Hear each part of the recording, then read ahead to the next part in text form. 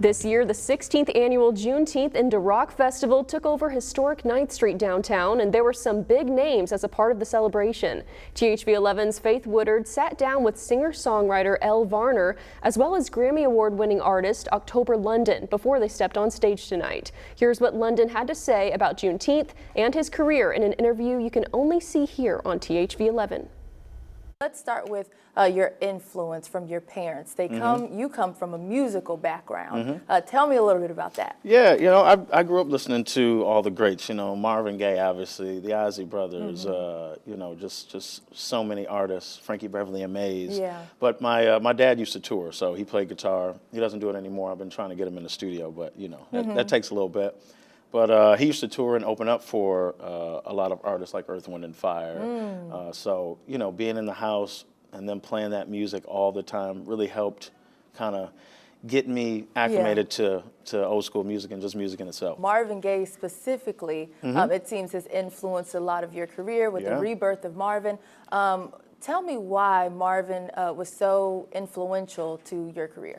Well, first off, Marvin was really smooth. Out of all the artists, it's like that dude, he just can get up there, open shirt, sweating. And little chains glistening. Exactly, just do his thing. He didn't have to do a whole bunch of dancing. So, it meant a lot just kind of watching him and seeing him perform in front of, not only just all the fans, but just the women. And so you signed to Death Row Records. Yeah. That is a huge deal. Yeah. Tell me about what that relationship means to you and your relationship with Snoop Dogg. It means a lot. It was scary at first. Yeah. I was like, okay, I'm signing to Death Row Records. Right. When he first got it, I was in the room when he got the call that deal was done. And I was just congratulating him, and we were working on music and stuff. I was like, well, great, man. You're probably about to sign all these rap artists. It's going to be back to that gangster rap thing. It's going to be crazy. He was like, no. You're going to be the flagship for Death Row. And I'm like, what?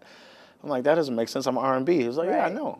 He's like, I want to change all that. I want to change the narrative behind Death Row. And now here we are putting out this old school music, going to put out some newer modern hit R&B, and then also Death Row's for the first time bringing country as well with my alter ego Sam Nash. Okay. Yeah, so I'm doing country too. So. Alter ego Sam, tell me about that, because that's a wow factor. Yeah, right there. Sam Nash. Yeah, actually the first official single out of Death Row comes out I think this week. Oh my gosh. So I'm already doing interviews and stuff like that as Sam Nash in that character, all that. So you're gonna get. Oh my goodness, we're one of the first to yeah, hear absolutely. Oh my goodness. You actually are the first interview to even talk about it. Really, like. So it's you stepping into country. Talk about that significance of what it means to be African American in this industry and in this genre in country. Yeah. Well, they say it. Country first started with African Americans. So, right. I feel like I've always had a place there. Yeah.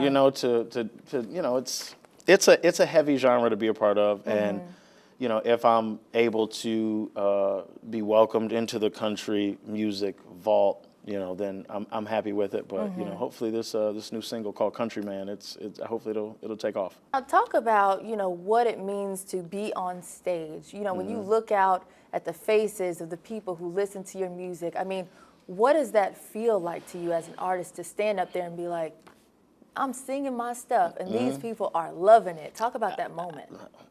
Things have happened pretty quick, so I'm still really grasping it. It's like I look out there and I'm like, wow, there's all these thousands of people, but they're singing the songs. It's different if they're just standing there and they don't know the songs and you're like this new artist, which is great too, but hearing thousands of people sing your lyrics, front to back is insane. Oh, I randomly burst out and I'm like, take me. Yeah, exactly. Randomly. When you hear a stadium do that, it's crazy.